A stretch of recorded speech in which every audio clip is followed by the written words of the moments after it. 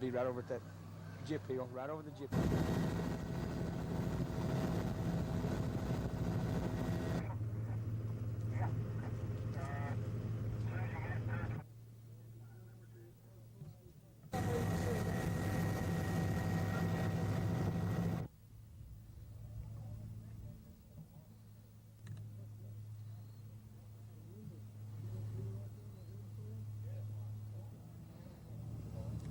I couldn't see my operator or anything, and I presume it blowed him out of there.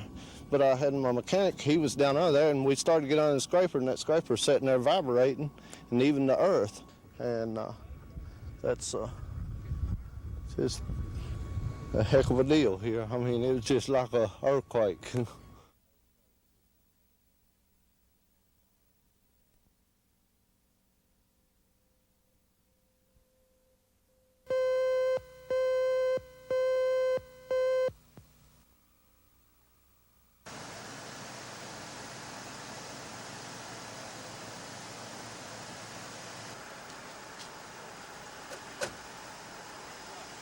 Apparently an off-duty OMH security guard, he was in uniform, had a confrontation with a man that was believed to have pulled a burglary several weeks ago. They got into a struggle, security guard, a maintenance man, and the suspect. This time the suspect pulled a knife on the maintenance man and the security guard. The security guard fired one shot, striking the suspect in the stomach.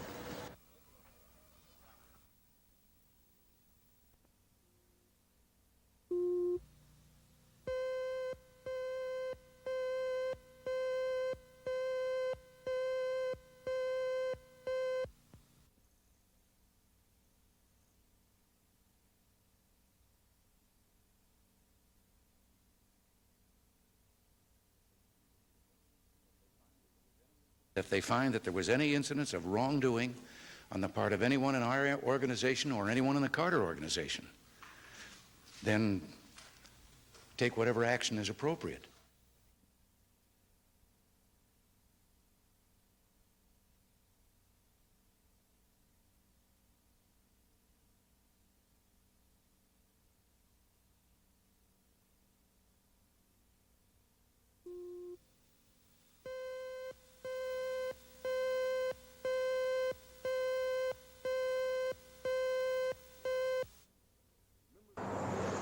Members of the American Federation of State, County, and Municipal Employees Union have been waiting for this day because the time had come to vote. Oklahoma City workers must decide on a new wage contract. The union represents about 2,000 city workers. Oklahoma City negotiators agreed to pay the employees 20 cents an hour more, which amounts to a 3% pay increase. There was mixed reaction from those voting today. All I can say is I'm against the 3% and want more, just like the fire department and the police department. I would like to have had more money, but in lieu of the fire department not getting any and the city of Tulsa not getting any and the city actually cutting back on personnel, I really believe they don't have any more money, so I feel like we're lucky to be getting what we're getting. The voting will go on until 7 p.m. No one is making any predictions on the outcome. The city's current wage contract with its union employees expires at midnight tomorrow. Action 4 will have the results of today's ratification vote on our 10 o'clock newscast tonight. Ed Stewart, Action 4 in Southwest Oklahoma City.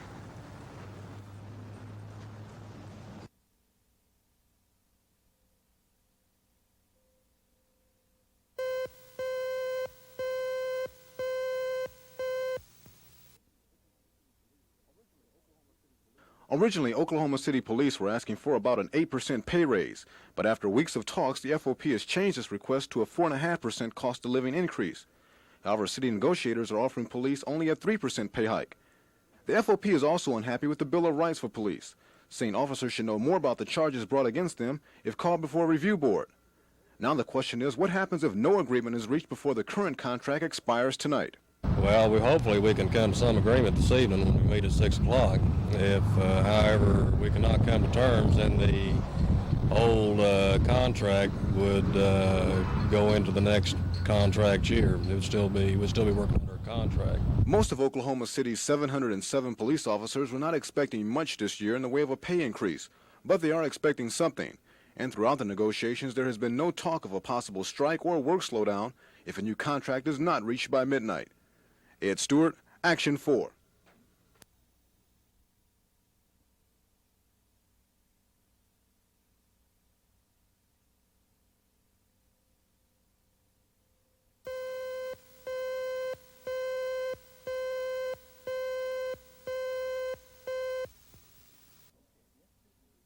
Okay, the institution received word from the Department of Corrections and from a civilian sighting at about 3 o'clock today that inmate Moore was in the vicinity. We dispatched a unit with 2 officers in it to check out the sighting, and upon arriving at the scene, they found the subject there and placed him under arrest. They had no problems placing him under arrest? No, he offered no resistance.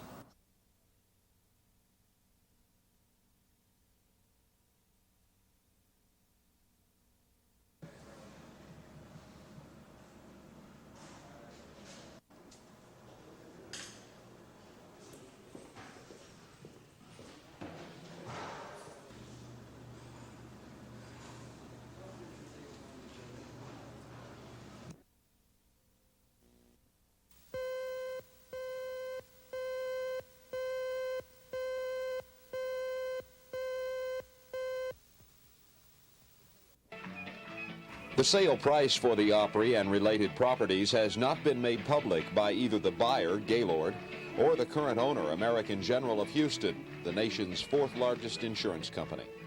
Indications are, though, the sale price is substantial, as much as $300 million. That price tag includes varied holdings. Aside from Opryland, USA and the Grand Ole Opry, there are 2 Nashville radio stations, a luxury Nashville hotel in the heart of Opryland, and the Nashville Network Cable Enterprise, which produces country music and entertainment programs. Edward Gaylord, chairman of Gaylord Broadcasting, was in Nashville today for the sale announcement and unavailable to Action 4. At that Nashville news conference, Gaylord told reporters he could not yet discuss the terms of the agreement, but that when he told his wife of the price, it left her speechless.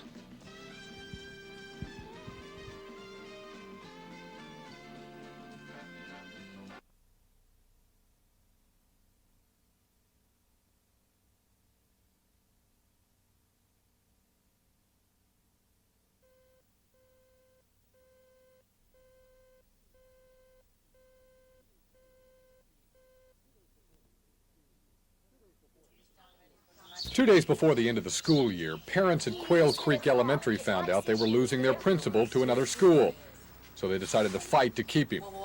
But so far, they haven't had much luck in challenging a school policy to rotate principals every 7 years. So tonight, protest posters in hand, they'll make one last stand before the school board to fight a rule they think is unfair to them and to their children. But they know it's an uphill battle. It looks like that we may still lose our principal. We're not going to give up. We've devoted about 6 weeks of our time to it. And so I hope that the message will be for the public to understand that they are paying their taxes to a system that we really don't have a whole lot of say in. Petitions and phone calls have not influenced school officials who say the policy is a good one, and they're standing firm. The 250 students affected at Quail Creek are only one part of the puzzle. And I must look at the total situation, the total institution, and the best decision for that, and I think the best decision has been made at this time. When we called Principal Bill Parker today, his only comment was that he felt he was caught in the middle of the dispute, a dispute that should be decided once and for all tonight. Jeff Fowler, Action 4 at the Board of Education.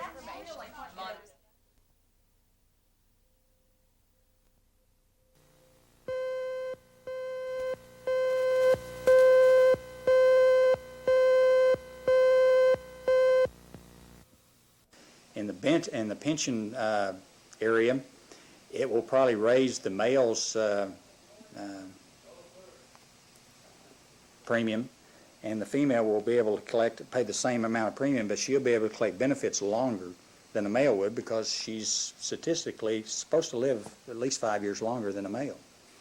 So she'll be able to collect for the same amount of premium she pays in, she'll be able to collect benefits for that much longer on an average.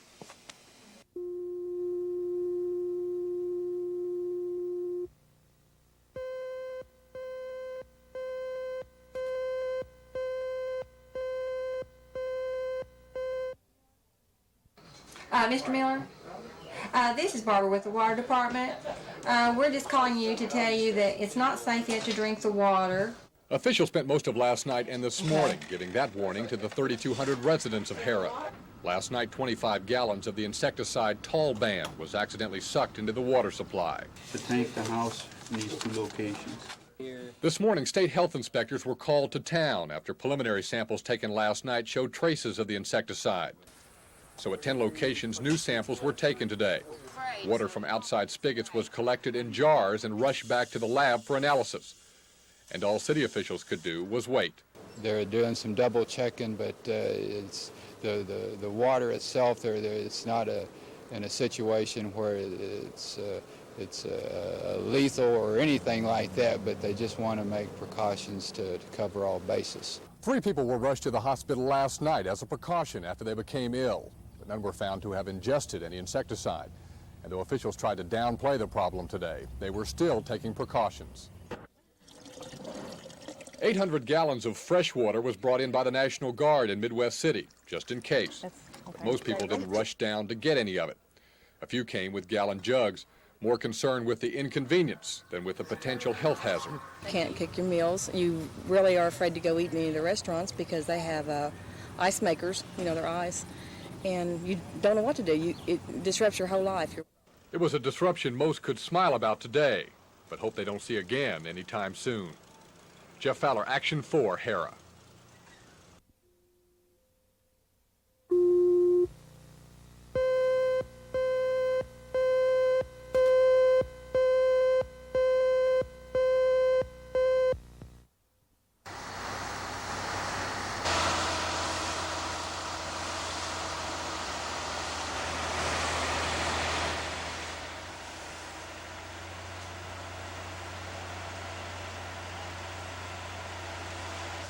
We would rather not take a pay increase and get our 33 positions that were cut in this year's budget back.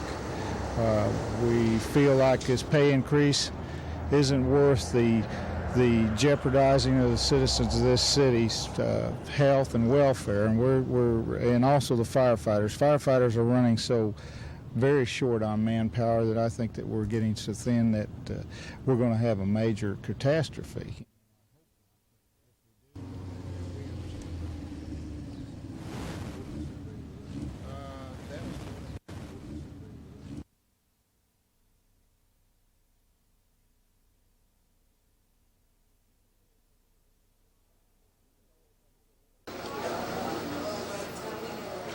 Even though Oklahoma's unemployment statistics have yet to be released, local unemployment offices say they are seeing fewer people applying for benefits, and that's good news. In May, Oklahoma posted an 8.5% jobless rate, still well below the national figure of 10.1%. State unemployment stats should be released late next week, and everyone at this unemployment office expects good news. We can already see a rate of decline that's very steady and continuous in this area, and I'm sure it is statewide. You'll have pockets of Oklahoma where the rate is tremendously high, where we're still having a little bit of a problem with the improvement, but it will be improved. Despite promising statistics, thousands of Oklahomans remain jobless, and for some, the long-term outlook is not good. It's been about a year since I didn't had a job, and it's been pretty hard to find one. Been going to unemployment offices, and they can't help me because they said I don't have any experience, enough experience. The best bet for work in the coming months should be construction. Housing starts are up close to 25% this year compared to last, and the long-term housing market looks good. Summer employment is traditionally strong in Oklahoma, and the state's employment agency is counting on it to stay that way for at least the next 2 months. Kurt Autry, Action 4.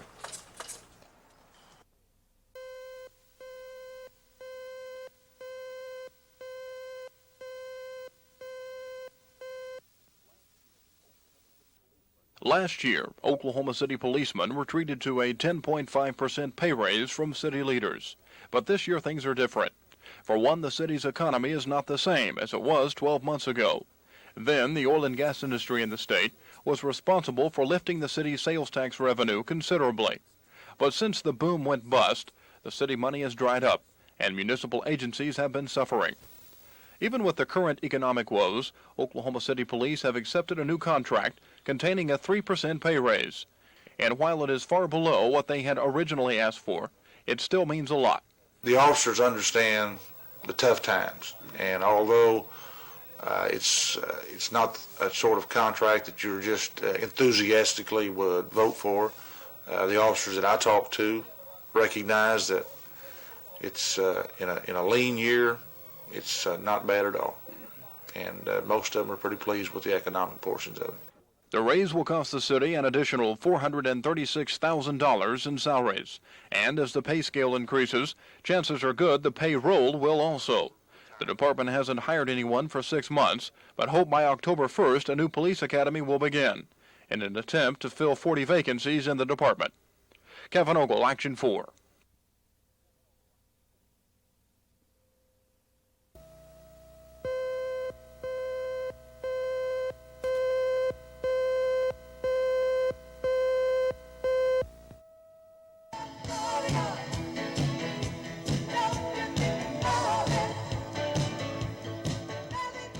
Local bands set the stage for today's local cause, but those who couldn't sing the Dolphins in decided to dance them in.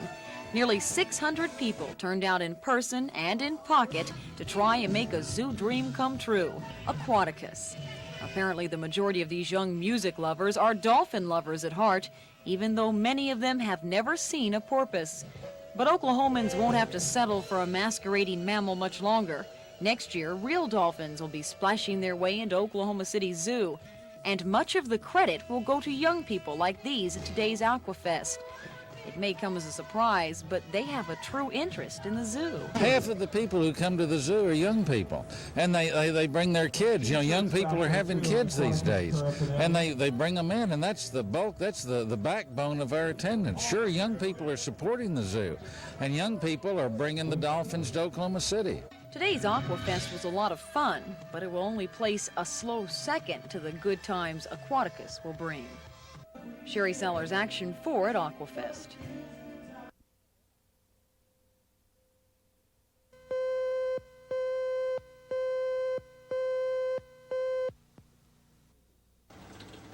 The drive-in movie, a slice of Americana.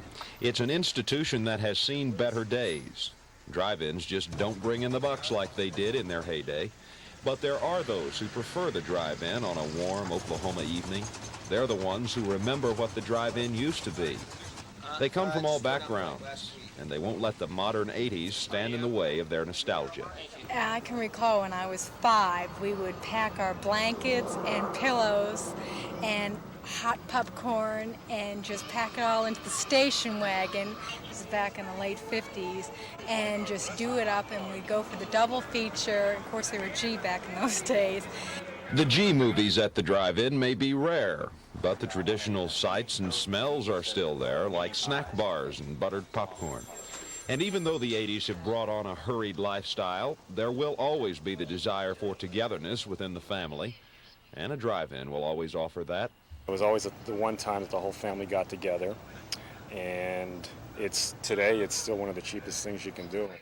It may be dying, but it's not dead yet. The screen still shines at the drive-in movie.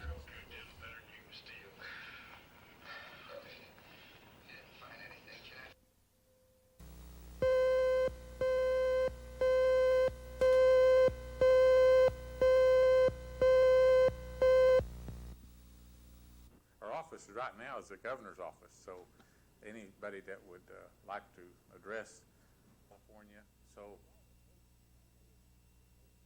excuse me one time. Yes, sir. Well, qualifications mainly is as a person with the horse industry experience can be an administrator and work with our budget and our work program, work with the commissioners, work with the racetracks, also set up an adequate office force and program a workforce. So we're looking for an individual with experience in administrative and in the horse industry.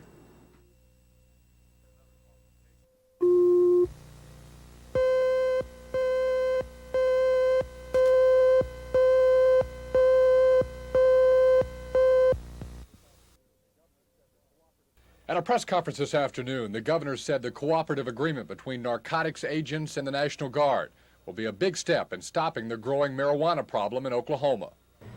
We're looking for fields of marijuana being grown in Oklahoma that are a threat to society, and it behooves the state to make every effort possible to eliminate it.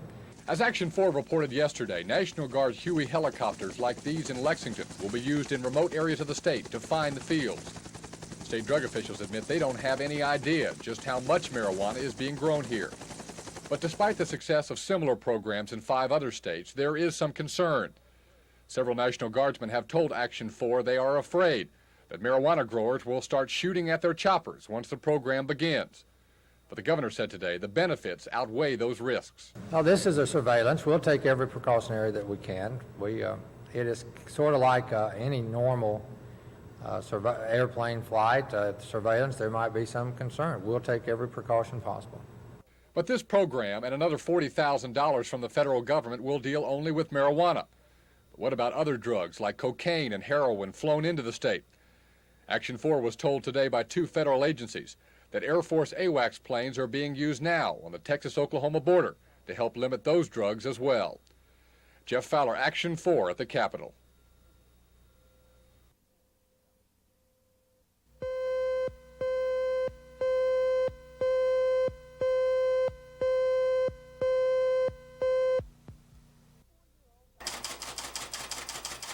Four-year-old Diana Owens has been working hard this summer, not at a career, but at finding a job. Diana has a master's degree in business and a 3.5 grade average. But like a lot of other graduates, she's spending her summer typing resumes and looking for work. It was a little surprising. I didn't realize how tight it was out there in the job market until I really got out there and started talking with people. I've met a lot of nice people, and they've shared with me their thoughts, and it's just that the jobs aren't there right now. I know that there's a job out there for me somewhere, and I'm going to keep looking until I find it, keep a positive attitude, and just take it as a challenge. We've seen a much tougher job market this year, Debbie, than the last 2 or 3 years particularly. CSU Placement Director John Wagnon says his office has only placed about 30% of the college's 83 graduates. On campus this year we had 40% fewer companies to interview the students, so that limits the possibilities of students getting jobs. You know, the fewer the companies, the less jobs there are to offer. But Wagnon says in the last 2 months there has been an upswing in the number of jobs available. He says students with degrees in education and marketing are currently in the greatest demand. Debbie Mash, Action 4 at Central State University. Job offers, not nearly like they had the 2 previous years, but it did pick up some in May and June.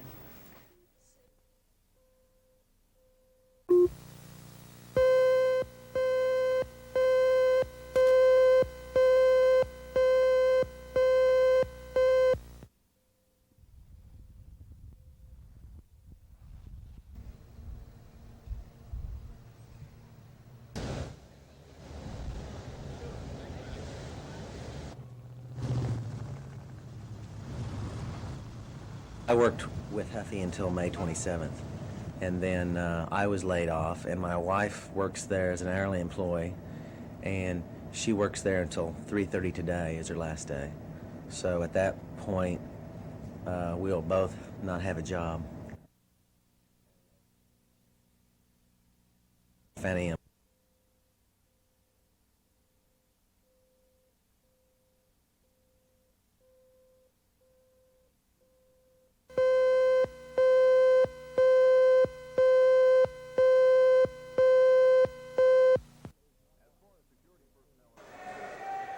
As far as security personnel are concerned, all is not right at the state prison in Macalester. Officers working there want changes, and they expressed their concerns at a recent Fraternal Order of Police meeting. At the meeting, members of units like the emergency squad shown in action here say they need more manpower and the authority to make sure the prisoners stay in line. Before, we used to could take an agitator or an inmate that was in bad condition or giving us trouble, and we could lock him up and keep him out of the population where he's causing trouble for a lengthy period of time. Now we can only go a few days, and seems like the turnaround, he's just right back in as soon as he gets on to isolation. He's right back in the population, just causing trouble again, or maybe more because he's laughing at us. Bishop pointed out the security officers feel the situation can be handled, and they're ready to sit down with Corrections Department officials to iron out the differences. But so far, no meeting has been scheduled. The officers say they're willing to wait. The Corrections Department declined to comment. Kevin Ogle, Action 4.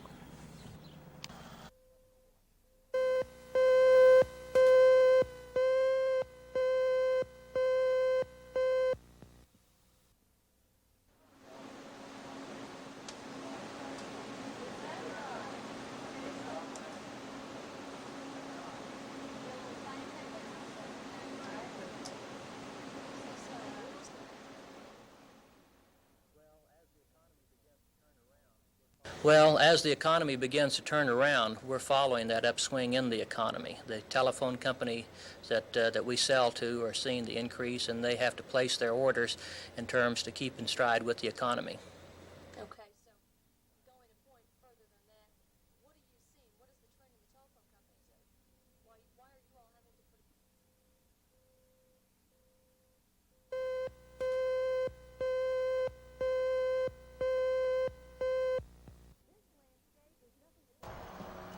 This landscape is nothing to brag about, but in 3 months it should be picturesque. More than 10,000 trees and plants will cover the area. This is the new $2 million Horticulture Center for Oklahoma State University Technical Institute. The 28-acre facility will house classrooms and greenhouses. OSU Tech officials say they're more than doubling their existing facility in order to keep up with demand. One of the main reasons is because of the urgent need for more trained horticulture employees in the metropolitan area. Right now, we have approximately 155 students majoring in horticulture, and we are running about 8 jobs for each student. And with the centennial coming up in 1989, more and more commercial businesses as well as residential homeowners are seeing the need for more landscaping, and because of that, the demand for more employees is just escalating tremendously. Halliburton says $625,000 has already been donated for the center, but she says they still need $150,000 in order to reach their goal. When completed in September, the center will feature a botanical garden open to the public, full of trees, grasses, and plants that do well in Sooner soil. Debbie Mash, Action 4.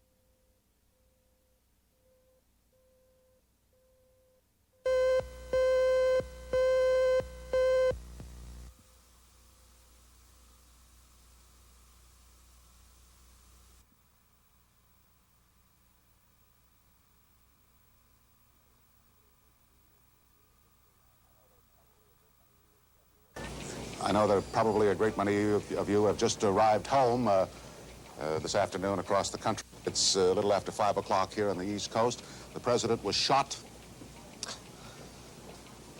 at 2:30 this afternoon.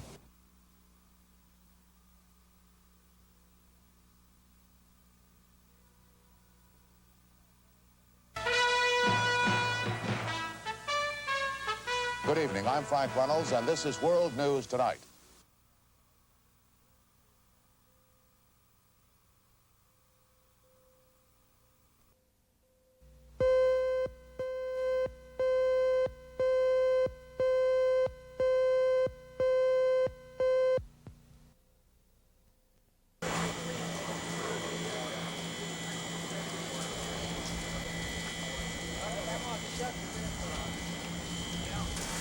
Hello, Greg, too. Okay.